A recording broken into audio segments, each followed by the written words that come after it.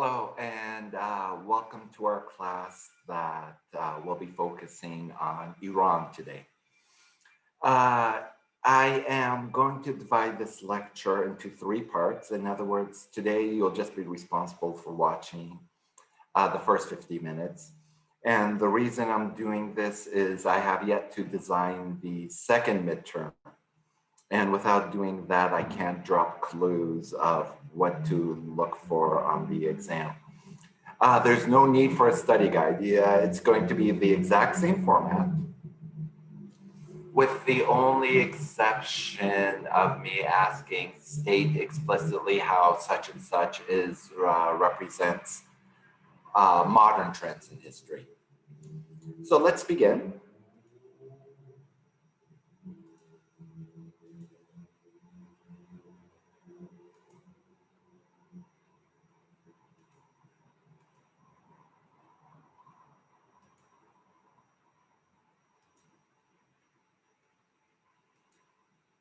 Okay.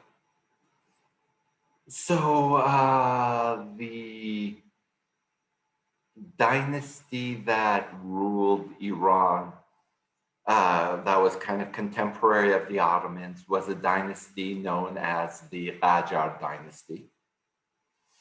And that dynasty would also come to a collapse as a result of World War I and would be replaced by another dynasty that didn't have much longevity. It only had two leaders or two kings, and the Iranian word for king is Shah.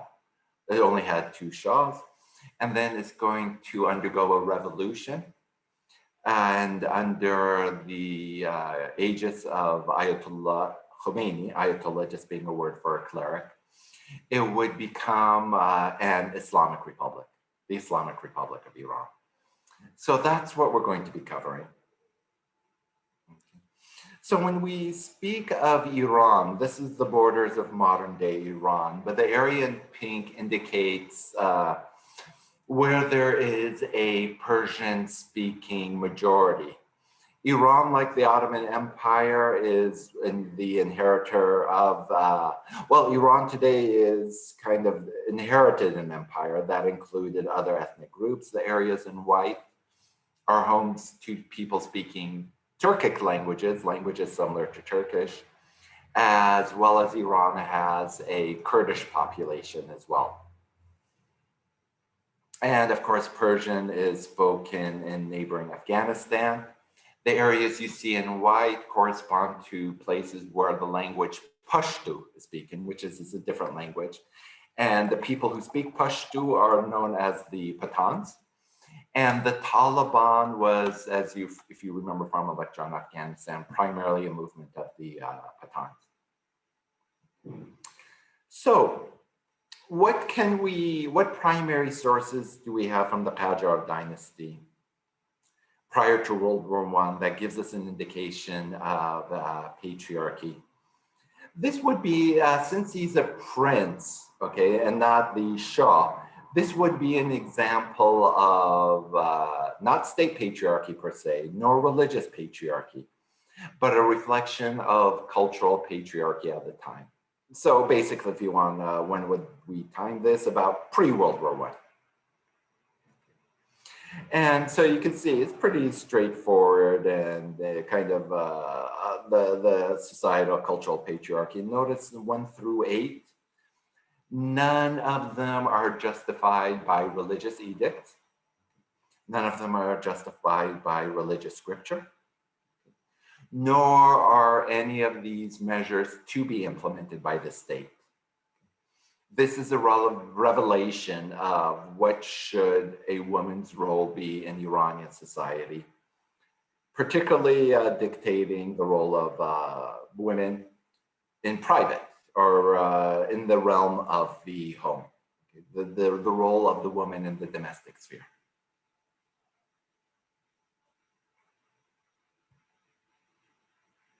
And 1 through 8, we saw this in ancient Persia, with ancient Persian laws, more or less stipulating the same.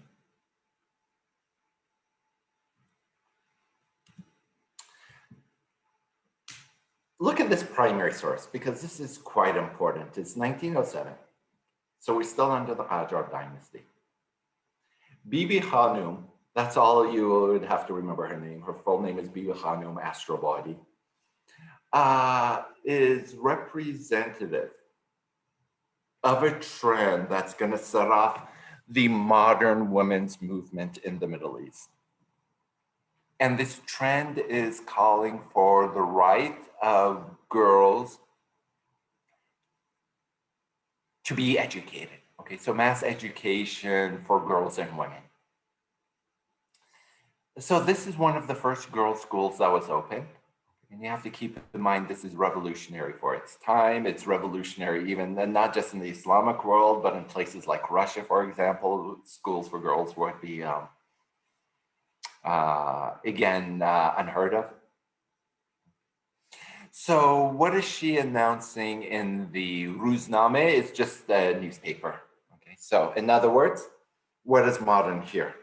A mass publication newspaper circulating the news of a new institution designed for the modern purpose of giving education to the other masses of the population that have been denied, for women, basically.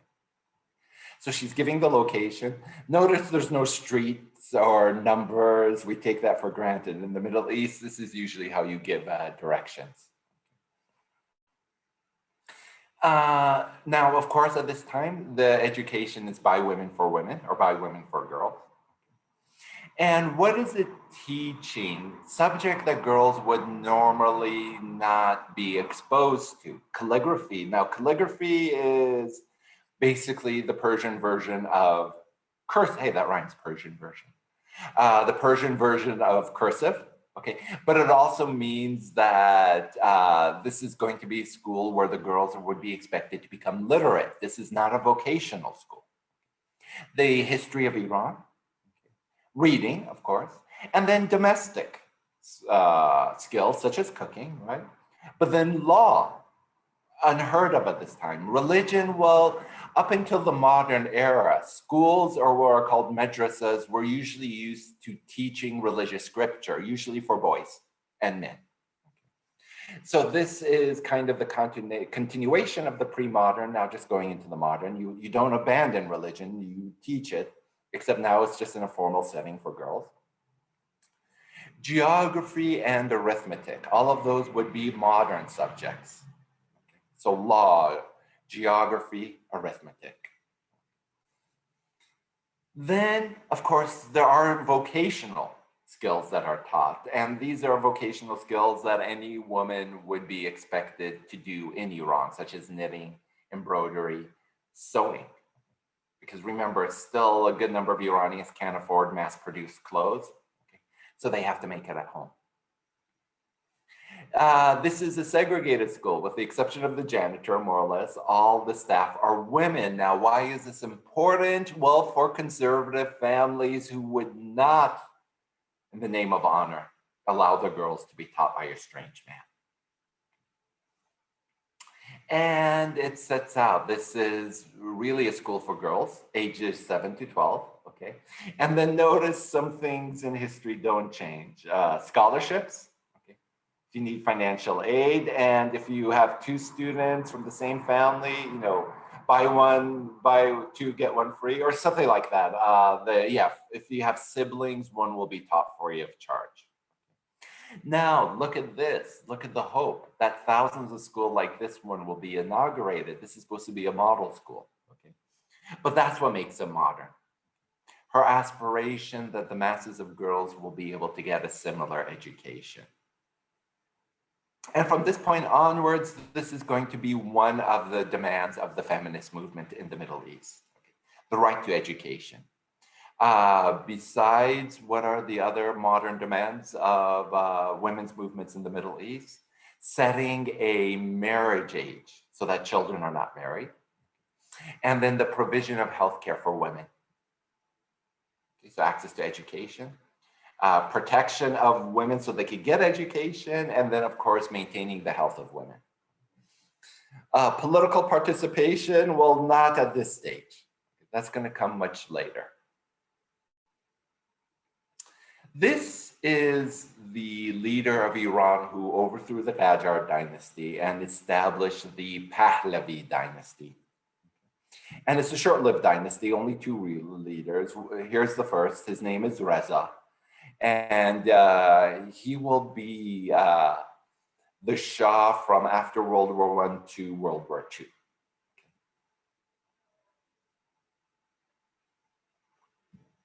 Here he's visiting Mustafa Kemal Ataturk.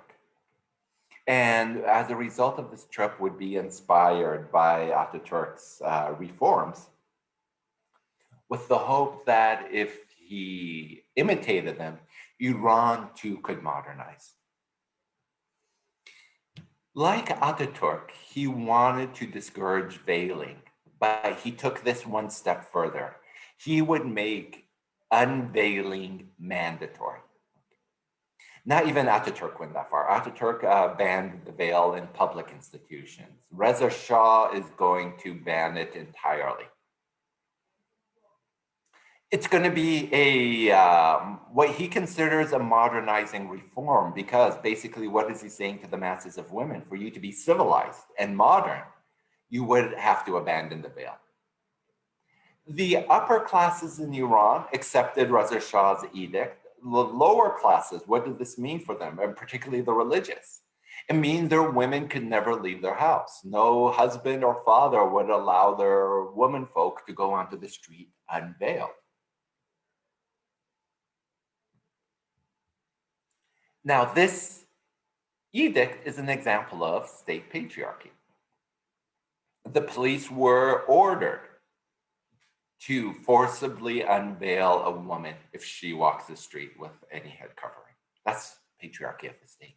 It is basically the state dictating how a woman appears in public. This edict, though, was unsuccessful, and there's a major reason why. Turkey is a Sunni Muslim country. Iran is a Shia Muslim country. And now that difference should be familiar to you based on our early lectures. What did that mean? Sunni Islam does not have a hierarchical clerical establishment. It's like Protestantism in that regards. Okay. Shia Islam does. It is like Catholicism in that regard, with one major difference. Shia Islam doesn't have the equivalent of a pope. Catholicism, by definition, has to have a pope. Iran would have Shia Muslims would have the equivalent of a bunch of archbishops, but not one single authority. Okay, what did that mean? In Turkey, there was no clerical establishment, a strong clerical establishment that could challenge Ataturk. In Iran, there was. That not only challenged Reza Shah's edict, but then later would be instrumental in overthrowing Reza Shah's son in 1979, the organized clergy, who absolutely resisted Reza Shah's attempts at unveiling. Reza Shah would be overthrown by the British in a bloodless coup during World War II, because Reza Shah was too closely allied with Germany. And they put his son in power. His son was named Mohammad Reza. Okay. And I'm not, no need to write out these names because you guys are keeping up with the reading, with the textbook, of course. Better be. Okay. Mohammad Reza is not important. It's the matriarch of Iran that is, and that is his wife. The Empress Farah Pahlavi. Look at the example she's trying to set for Iranian women during his reign. Unveiled, wearing Iranian traditional outfit, but still kind of a modern take on the traditional Iranian attire.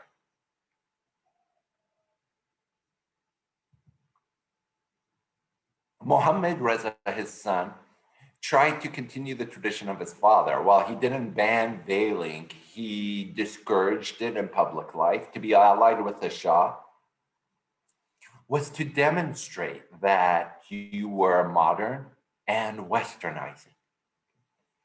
Reza Shah's and Muhammad, well, not Reza Shah so much, but Mohammad Reza came to power in 1945, the 1940s. Okay.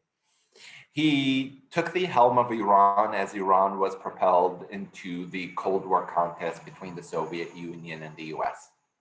The Soviets were a more immediate threat. And the reason is, number one, the Soviet Union bordered Iran.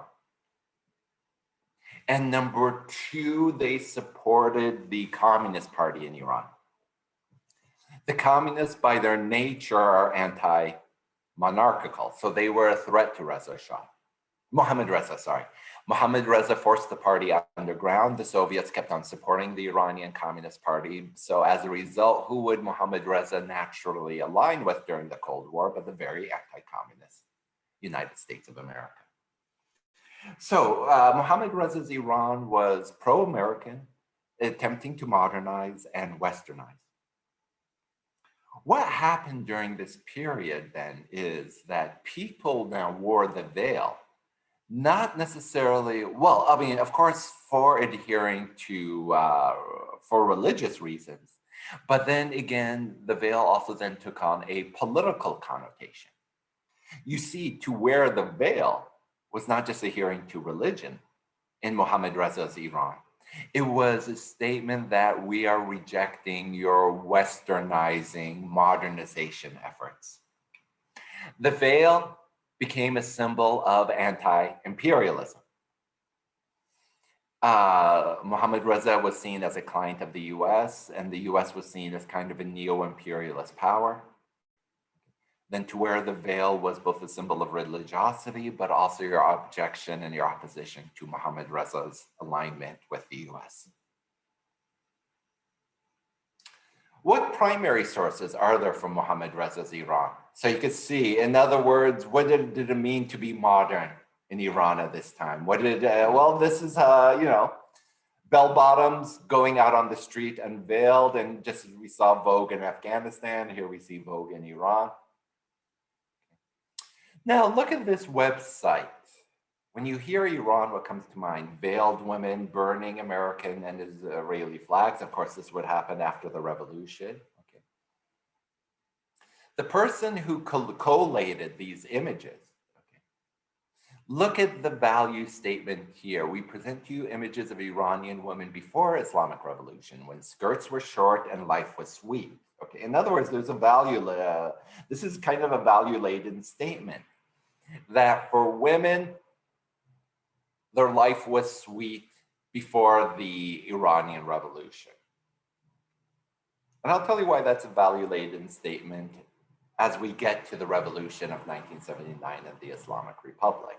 Let's just say this is being written from a Western perspective. And for women under Mohammad Reza's rule, life wasn't entirely sweet. For a woman who believed that this is her duty, it's my choice to wear the veil, life wasn't sweet because they faced discrimination in life. They were discriminated as anti-modernizing, lower class. And life was not sweet also in Mohammad Reza's Iran because a lot of women could not get an education. And why is that? Again, no man, no father or husband in a religious household would let their daughter go to the university where classes were mixed. Ironically, with the Islamic phase of the Iranian Revolution, in other words, that led to the creation of the Islamic Republic, universities would be segregated. And as a result, women's education skyrocketed, okay? Because what happened? No longer now did you have conservative households who said, okay, I object to my daughter being in a mixed classroom. When the classes were segregated, there was really no obstacle for conservative families to send their daughters to school. In theory, so in other words, was life sweet? It depends on what perspective. When you say life was sweet, that is a very kind of Western perspective. But anyway, so let's see the kind of images that were collected. And so, yeah, you can get an idea of kind of what Iranian women look like at the kind of the university. Here you had, of course, women doctors, but that didn't really change after the revolution. Even in the Islamic Republic, you still have women doctors. disco dancing.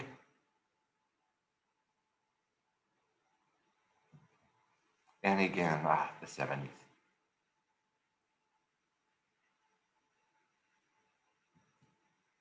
Yeah, going to the record store, I guess. And again, the kind of university, of course, mixed university, no segregation thing. And yeah, this would, you could not, and it's interesting, look at the website, what is it called? Beforethechador.com, beforetheveil.com. In other words, there's a message here that this represented freedom. And on some levels it did, but again, you always have to look at the other side. For on some levels, for some women in Iranian society, it was not freedom. It was seen as westernization, as a kind of corruption of kind of the, well, values in Islamic society. Men holding hands doesn't mean they're gay. Actually, it's quite common for men to hold hands in Middle Eastern societies. Open displays of homosexuality, though, is, I can't think of a Middle Eastern country where this is permissible by cultural standards. Iranian fashion magazines. Look at this Wonder Woman. All right, I don't know what is this outfit. It's Flash Gordon, or anyway, this is Iran's version of Cosmopolitan. Yeah, look at that. All right. And yeah, it's hard to imagine a time when Iran Air used to advertise to Western countries.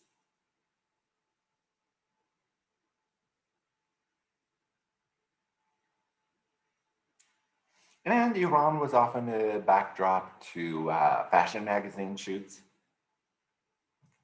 And who is this person coming to Iran? Now, she is entering a religious structure. She's American, so she would have to veil if you were going to a religious shrine.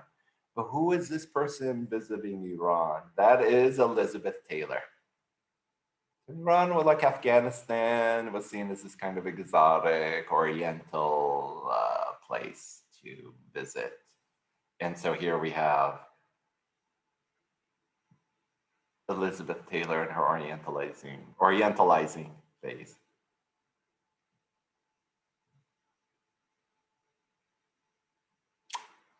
Do you remember that image I showed you from the Battle of Karbala, where you had a horse coming from battle and the women mourning without its rider, Imam Hussein? This was the artist behind that image. His name is Mahmoud Fashjian. Don't worry about the name. But in paintings like this, here he's also tapping into an Iranian tradition, almost like the Czech artist Alphonse Mucha, if you know him, and if you don't, it's okay. There was nothing wrong in pre-revolutionary Iran or post-revolutionary Iran with these kind of images of a kind of an unveiled woman in art. And these kind of very, well, okay. Now, Mohammad Reza himself was a patriarch in this sense. In other words, do you remember when we talked about Turkey and how the unveiled woman would serve as a billboard for the state? It was the same in Iran. The unveiled woman was kind of a symbol of the modernizing, westernizing trajectory under Mohammad Reza. Okay. It doesn't mean he was necessarily enlightened, okay, or kind of, not necessarily misogynistic, because look at these things. He was definitely against the feminist movement. Iran did have a civil society that allowed for women's group as long as it was controlled by his wife. And so you see, essentially, that is state patriarchy. Okay? Now, I mean, if you look at the statement, this is kind of your old-fashioned patriarchy, okay? What do these feminists want? Women should be beautiful and charming to keep their femininity, okay? But, women, you've never produced a Michelangelo or Bach. and of course, you're going to see here kind of his intoxication with Western culture. He's not referring to any Iranian artists, and there were plenty. Okay. You women, you've produced nothing great, nothing.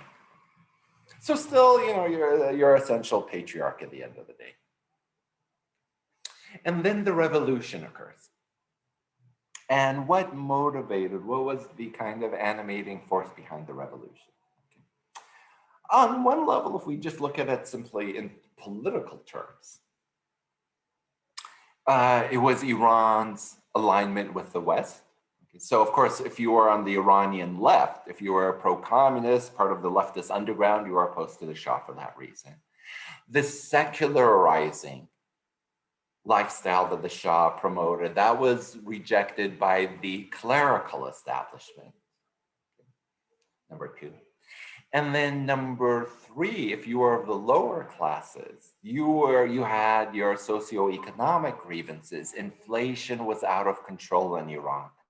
And this had to do with the rise of oil prices in the 1970s that gave Iran a lot of money. A lot of that money was spent by Reza Shah on his palaces, his lavish lifestyle, the people close to him, building a very modern military, but you had very little trickle down effect.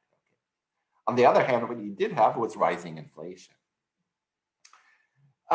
Take all of that and the fact that Reza Shah was a king. You had no parties in Iran. You had really no functioning parliament. Okay, it was a rubber stamp parliament. All of that would combine to lead to one of the great last revolutions of the 20th century. The military was called out on the street, but had problems putting down protests amongst their fellow Iranians. And when they weren't, while they were kind of having trouble putting down the protests, they were also checking out, you see it. This is from Iran's revolution. And all these stones were thrown by protesters.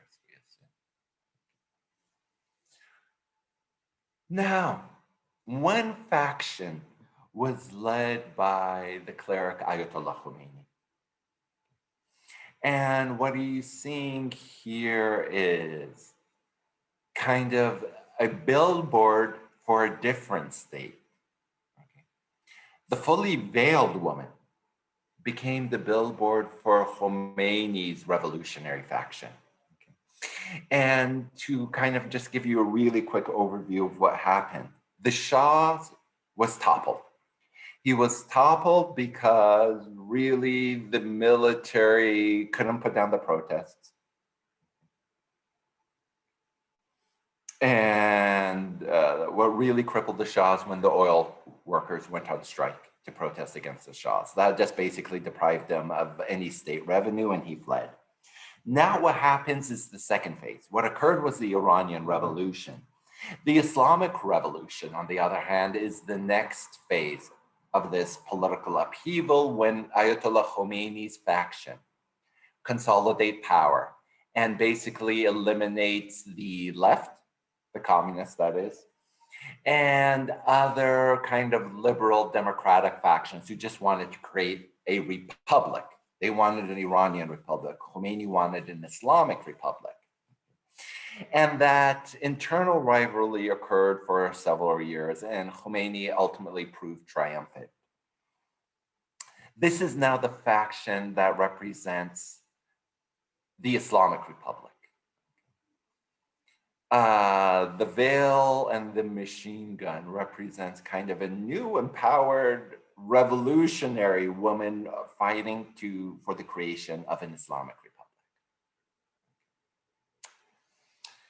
Once the Islamic Republic was consolidated, one of the primary, there will be several laws that will impact women. Number one, the marriage age would be reduced from 18 to 15.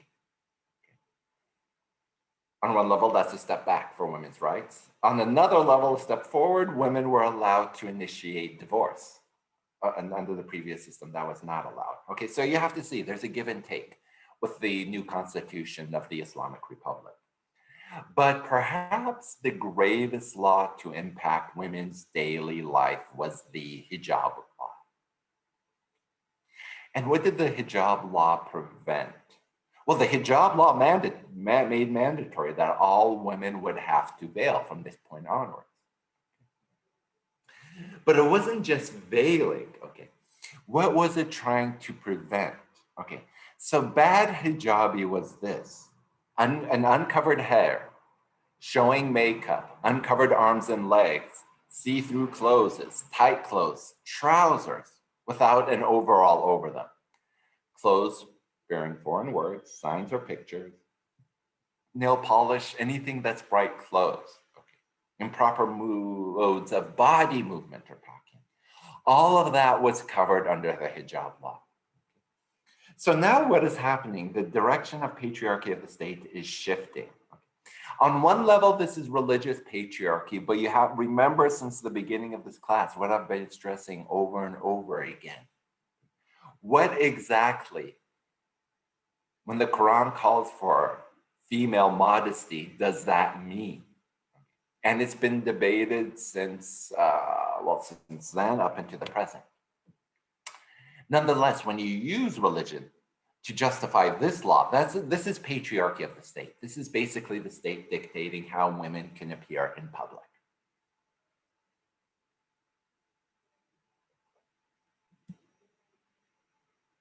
Okay. So,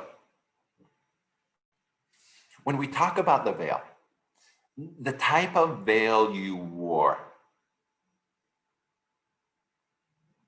if you were from the religious classes or the lower classes, is a chador.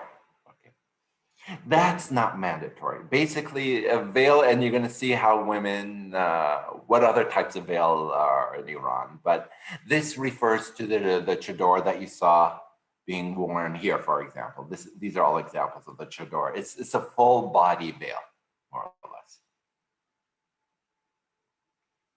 If you've ever read the graphic novel or seen the film Persepolis, okay, this is about a young girl's experience with patriarchy of the state. Okay. Where you see her kind of at school now, where all girls are veiled.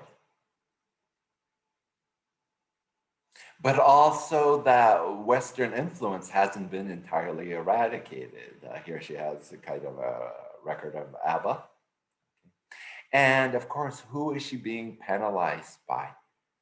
Under the bad hijabi law, because she has this emblazoned on her jacket. Remember, foreign words are forbidden. Now, who is going to punish her? Well, a woman can be punished from a variety of sources. It could be either the authorities at school. But what Iran created was also a religious police to ensure women dressed according to religious standards, as well as men. And the religious police are both male and female. So, in other words, this is Marjan Satrapi's, it's her kind of autobiography and graphical novel format of the transformation from Mohammad Reza Shah's Iran. And keep in mind that her parents were leftist revolutionaries, right? To the Islamic Republic. And to kind of imagine what life was like in an Islamic Republic before we get to that, before we get to Shanghai. Well, imagine this, imagine the classroom, or imagine it when we used to have such a thing called the classroom. What would a classroom look like in the Islamic Republic? Well, a good way to imagine it would be, what if California was a Catholic republic? What would it look like when you walk into the classroom? Well, there would definitely be a cross on the wall. And we would begin, before class, we would begin with a prayer. I would most likely be a priest. Now, of course, in Iran, not all instructors are priests, but I'm just doing this for dramatic effect. And I would, reference or pepper my lecture. It could be anything any secular subject such as math, but with maybe references to religion. That could be one example. If I was teaching women, imagine if we were in a Catholic Republic and one of you was showing your elbows. What would I say in a Catholic Republic? Okay, Jennifer, I see you're showing your elbows. Your shirt is pretty short, which is fine because you should get used to the heat. For wearing that, you should get used to the heat because I hear hell is pretty hot. I mean, I could say that to somebody in a Catholic Republic. Okay. This is just kind of an exercise to imagine what life would be in an Islamic Republic, where even the teacher, can be a patriarch of the state in this regard. I might be doing it in the name of religious patriarchy, but still at the end of this day, it is patriarchy. Let me see if we'll find a good place to pause.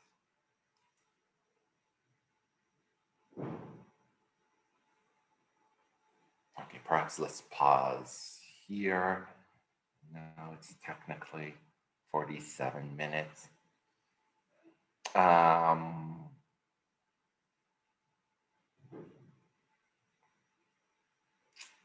Okay, so I have a good way to finish that. What happened as a result of the revolution?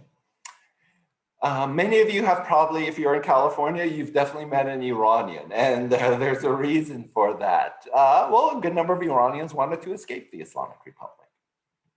So when we speak of Iranian culture, now we're talking about two cultures, one that is within Iran and one of the diaspora. And and you don't need to understand the lyrics, but kind of a video that shows you how, it's a video, and the video is produced by somebody in the Iranian diaspora, in the Netherlands, exactly. And the video is called In the Name of Women. And I'll just give you an overview of the lyrics. More or less, she's complaining that, well, even in the West, even though we're outside of the Islamic Republic, and Iranian women still has to deal with patriarchy. It usually comes in the form of her father, or it's still the kind of cultural norms that are expected of her. So just watch this, just to get a feel of kind of Iranian diaspora culture. And of course, also, yeah, just watch, and then we'll end the class.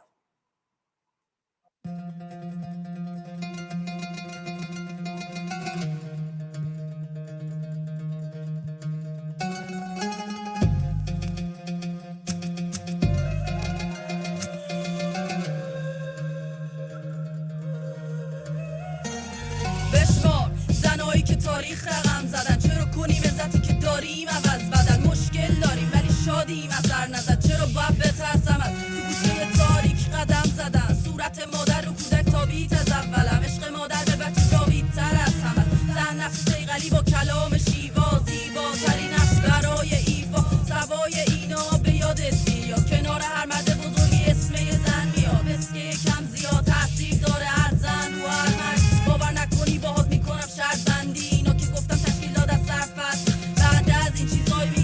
هر کسی بفهمه بشکونه واسه سردستی سوت زن نقش بس بر بدن و بدن از جنس زن کمکشان هر دشت و دیار و سپر شد سینه رو دشمن قدمی قانه همتی قاطع شکست مانه شده ثابت پس به شبرت صرفا کی میشه قسمت اگه الان میبینی نصف دنیا گرگن چون مادر رو گفتن گکشن عمرن تو هم اگه داشتی پول و قدرت به پایین دست نمیدادی فرصت پاینده یه مملکت برمیگرده مستقیم به حرف زن به من تربیت و حس اصلیت و ساخت نفسیت نو همه به عهده زن یعنی من خود زن اندازه مرد توی جنگ اذیت شد اینو ثابت شد از فکر نکن فرضیت و زن همیشه میزنه به هر زخمی الکو هیچ مردی کامل نی مگر با زنی هیچ فرقی قائل نی همش واسه میگن آدم و هوا آهنگ و قطع نکن چون که بازم دارم برات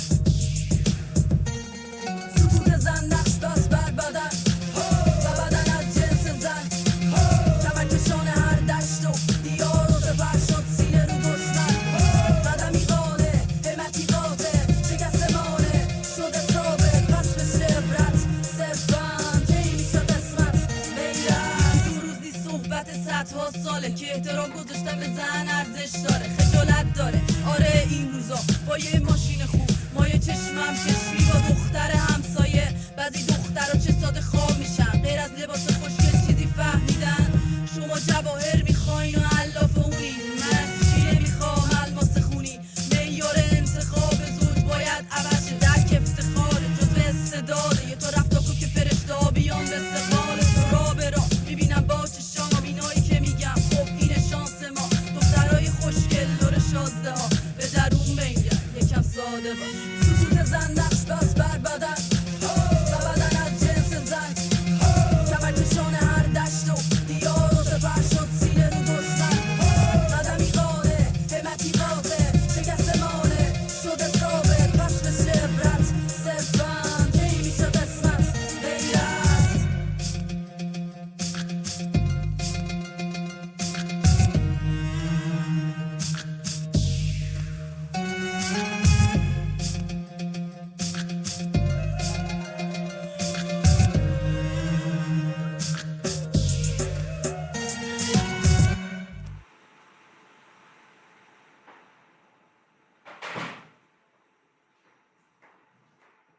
Okay, and you know what I find interesting in that is,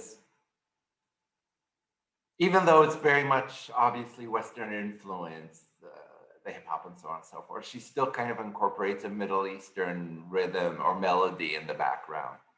But very good. We'll stop here and I'll record the next two lectures once I've designed your midterm, but they'll come in a day or so. Thank you.